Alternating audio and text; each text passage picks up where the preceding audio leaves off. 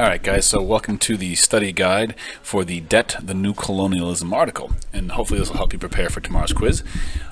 So as you guys remember, there was the decolonization period that happened throughout the world pretty much in the 1950s and 60s and even into the 70s in some countries, but after World War II, many of the European empires shed their colonial possessions, and this led to independence for many countries. Now, one thing I asked you to consider as we start doing this is, what are some problems that would face newly independent countries, especially after years of imperialism? So kind of pause and think about that. And then also, let's just recap, what is imperialism and what does it entail? To review, right, imperialism is one country's domination of the political, economic, and social life of another country. And this happened throughout the 1800s and into the 1900s, when Europe and or the United States controlled nearly the entire world. And as we said before, between 1800 and 1914, for some context, this is called the Age of Imperialism. But many of these colonies were under possession until, like I said, the 50s and 60s, so until in the decolonization period. So let's take a look at just kind of recent debt in what is known as the Third World. So on average, I'll admit this data is about 10 years old, so it's changed slightly, but as of about 10 years ago, the Third World debt amounted to some upwards of $2.5 trillion. That means they're in debt.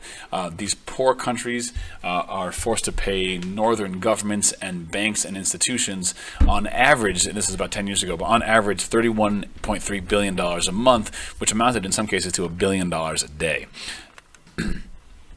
What this represents is an outflow of desperately needed resources in these very poor countries. This would lend credence to the idea that some of these countries could use some extra cash flow, which our trials were exploring.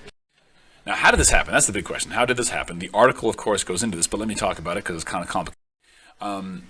If you look, right, nationalism spreads to colonies in the 20th century. You have long-term struggles in the 40s and 50s and 60s that lead to freedom. Now, these newly independent countries are struggling to create viable and stable nations. As many of your cases have explored or will explore, there's a lot of civil unrest, which leads to authoritarian rule in the colonies, or the new countries now, the dictators. So how did they get into debt? In the 1970s, oil prices quadruple. They go way up. Now, what this means is that there's billions of dollars in surplus money in oil-producing countries. So countries that have a lot of oil, you have Nigeria, you have Venezuela, you got the Middle East, particularly in this case, Arab countries. They're flush with money. What do we do with this? What they would often do is they would deposit what they call these petrodollars, dollars from petroleum. They would deposit it in Western banks because they tended to be more secure, and they were the institutions that held money. These banks, these northern banks in Europe and America, flush with money. They're eager to lend this money out, because lending this money out is how they make this money grow, because not only do they get that money back, but they get interest. So they have tons of money and they want to make it even bigger. So northern governments, US, European governments, urge these banks to lend to developing countries, these new countries. They said, look, we have all this money, let's avoid a recession, and we need these other countries to keep importing from our nation. So the US, for example, wanted African countries, Asian countries to buy our goods, but one way to do that is to help promote them and pump them up.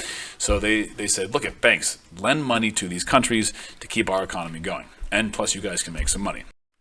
Now, this worked because poor nations needed money. So you have higher oil prices because it's, in the 70s, like I said, the price for oil was going up. So to keep up with energy costs, a lot of poor nations needed money. They were also trying to develop their own infrastructure after years of colonial development. And this seemed like a win-win situation, because in the 70s and early 80s, interest rates were really, really low. This is cheap money, right? And these banks were eager to lend the money because this is how banks make more money, is by lending it out. Now, what happens in the 1970s, loans begin to pour out without real hard credit analyses. In other words, can these countries pay it back? Are these good credit risks? This is not that different than the 2000s and our banking crisis in 2008. Now, how is the money spent? You have 25% of that debt went to rising energy costs. A lot of it went to corruption because most of these countries in Africa and Asia at this time period were led by authoritarian or military dictatorships, and a lot of their cronies just pocketed a lot of that money. It also went into large-scale projects. Banks tended to want to lend out huge chunks of money because you can get more bang for your buck in return on interest. So they favored things like roads, airports, dams, rapid industrialization on a Western model. And again, the banks wanted to do this because they could transfer large amount of money and get more interest in the end. Large-scale projects are also usually state-run or businesses that are close with these dictatorships, and a lot of money basically disappeared. And as a result of this industrialization focus, agriculture were largely ignored. And remember, most of the people in these regions, India, for example, many of sub-Saharan Africa, worked in agriculture, so their sector really got ignored. Another place money went was it flew away, what's known as capital flight, money flight. Wealthy elites in these corrupt regimes deposited their money in northern bank accounts because you'd rather put your money in like a London bank or an American bank than in like the United Bank of Nigeria or something, which is a new fledgling bank. For example, between 1977 and 1983, third world elites sent an estimated $55 billion back into U.S. banks where it wasn't going to develop country. The other place a lot of this money went was military spending. Many borrowing countries were military dictatorships. You had a military general who, ousted the other leaders and became the leader, so they focused much on military. Large amounts were spent on military, and again, some statistics here. Between 1972 and 1982, military spending went from $2.5 billion to $29 billion in these borrowing nations. So the debt, the question is, who is responsible for getting these countries into debt? Was it the unaccountable dictators who were like, yeah, we'll lend the money, let's bring it on? Was it the unaccountable bankers who were lending money to risky loans? Why were they lending money? Why would they lend to a risky operation? They were trying to get more money and profit, and in doing so, they may have made risky loans. Was it northern governments for urging these bankers to do this? Was it the world financial organizations, groups like the IMF, the International Monetary Fund, or the World Bank, which we'll talk about in a little bit? Was it the average people in these countries, in what they call the global south? Was it the farmers, the everyday people who should bear the brunt of this? They're living there. Theoretically, they could benefit from this, maybe. And in that last point, there's a woman, she's a farmer, a housewife in Bolivia. She said, and we, the housewives, we ask ourselves, what have we done to incur this foreign debt? Is it possible that our children have eaten too much? Is it possible that they have studied in the best colleges? Have our wages become too great? Together, we say no. No, we have not eaten too much. No, we have not dressed any better. We do not have better medical assistance. Then to who have all the benefits gone? Why are we the ones who have to pay for this debt? That's a reasonable question to ask, you might say. There's this guy, Jorge Sol, who's a former director of the International Monetary Fund for Central America. He said, I'll answer that question. The third world elites who borrowed the money, they came from the same social class as those who lent it and those who managed it at the IMF. They went to the same schools, belonged to the same clubs. They all profited from this debt. And so what happens is, in the beginning, right, lending money out with low interest rates, building projects, banks are earning interest back in America and Europe, so it seems like a good thing going on. But in the late 70s and early 80s, the lending and the spending comes to a screeching halt. A few things happen, right? Interest rates begin to shoot up, right? So all of a sudden, repaying loans becomes very costly because not only are you paying like your monthly payment, but you're now paying a huge interest rate on top of that. So sometimes your payments doubled, quadrupled. At the same time as the loans became expensive to pay off, commodities, goods that the third world made, their prices dropped. So if I'm in a country that grows cocoa and bananas and I'm relying on good prices of these things to sell these things and then pay off my debts, well, now all of a sudden the price of those things dropped and I'm not getting as much money for it. So my income is dropping at just the same time my expenses are going up. Market effects. So, and if you remember back to imperialism, why were their economies largely based on one or two commodities alone? And that could be argued that it was largely because the imperial powers set them up to grow one or two cash crops to support their industrial economies. Now, this meant big trouble for poor countries. Poor countries are depending on export of these products to repay their loans, but the cost of loans are increasing at the same time as their ability to repay decreases. All right, now pause, take a look at that. Again, the article goes into detail about that. So what options do these countries have? Northern governments become a little bit nervous. What happens if all of these countries default on their loans? the narrative that they tend to weave across Europe and America is that these individual poor nations, they borrowed too much, they're irresponsible. Northern governments began to fear a union of poor countries, what they call a debtors cartel, and if they were to unite together and say, you know what, we can't pay this and we're not going to pay that, the whole system would crumble.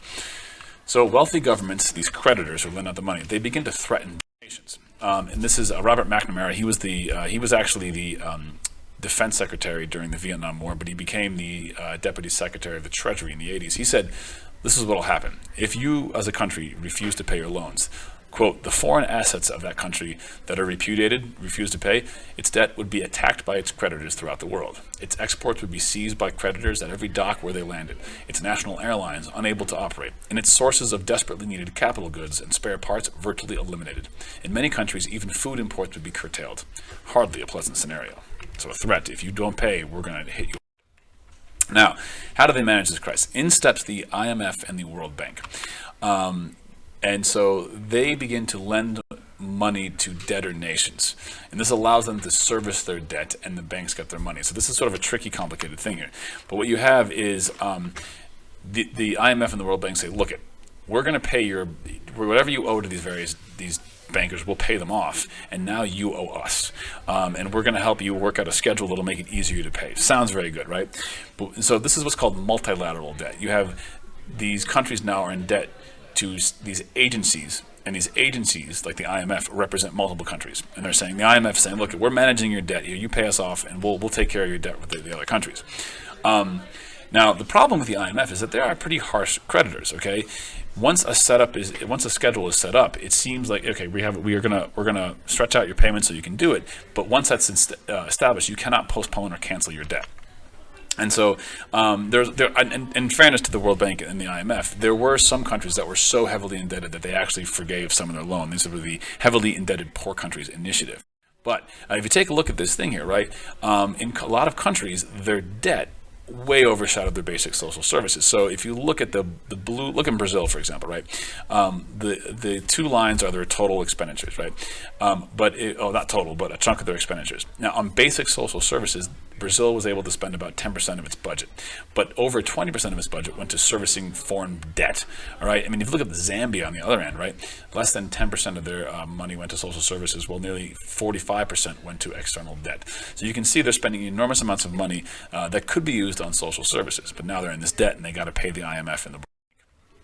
So the other big thing you have to understand about the IMF is that when they restructured their debt to try to make it a little bit more easy to pay, they did so with strings attached. If we're going to stretch out your debt payments, we're going to have what's called structural adjustment programs. And this was to reform poor countries' economies so they could repay debts from foreign exchange earnings. They're going to say, look, we're doing you a favor by stretching your payments out. What you then need to do is fix your economy. We think it's too corrupt, and we also want to get something out of this. So they say, the way you're going to pay your debt is by growing things, producing things that we want in the north and other people want, and they'll buy it for you, and then you can use that money to pay your debts off. This is what's called foreign exchange earnings. The debt allowed for northern countries to influence southern economies, much like the age of imperialism, but they did so by leveraging this debt. All right, they basically said, on top of that, look, you need to spend less, export more. And the structural adjustment programs were things like, look, you have a massive public sector, jobs, your utilities, electricity, roads, etc., schools, even hospitals. Instead of having the state or the local towns run that, you need to lay off a lot of workers as much as possible, cut your spending, and let private companies take that over. You need to cut basic social services because you're spending too much on that. These things are costly. You can shave off money there and pay your debt. You need to make sure that labor does not organize and demand higher wages. This will become more attractive to foreign companies. And if you look at the last 20, 30 years, a lot of American jobs, for example, and European jobs moved to these countries because they had no labor unions and their wages were low. And the idea was that will attract investors and you can get your economy going. Although you can imagine what that country would be like if you have low wages and no labor rights. There was a plan to devalue local currencies, which makes exports cheaper. And the biggest thing here was turning many of these countries into export-oriented production. You should grow basic food crops and I'm sorry, avoid basic food crops that you can eat for self-sustaining, and go to cash crop economies and grow things like organic mangoes and strawberries and things for supermarkets in the industrialized world. And so this is all in a way to get their society to have extra money to pay off these debts, but also make it more friendly to foreign investors and foreign traders. Now, when you look at this debt, okay, who's to blame for this debt? Is the cartoon, for example, here, an oversimplification? Are there any connections between imperialism and third world debt? And what should be done? Now, if you take a look at this cartoon, right, they have this woman saying, "This was me 6 months ago, until my government persuaded me to try the IMF slimming plan," right? They look all healthy. And then it says the slimming plan has market forces, healthcare being squeezed, food subsidies squeezed. It's easy to lose weight with the IMF's unique calorie-controlled structural adjustment formula. And then at the end, she's dead, but don't take my word for it, try it and see. What's the message of this cartoon? And is it biased and unfair? Take a look at that. That'll help you kind of process this information. And when you look at structural adjustment programs, look at this cartoon. You basically have Europe and America with a pile of money, and Africa completely hollowed out. How accurate is this? This is by a British group, by the way, if you look at the website.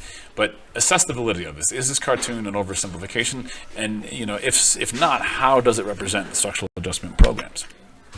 All right. So one last thing. Some of economists have called the debt crisis the, quote, new colonialism. How might the debt crisis be like colonialism, and in what ways is it not like colonialism? And just in the bigger picture, does this help or hurt your case? Think of who you're representing and how might you use this in your case.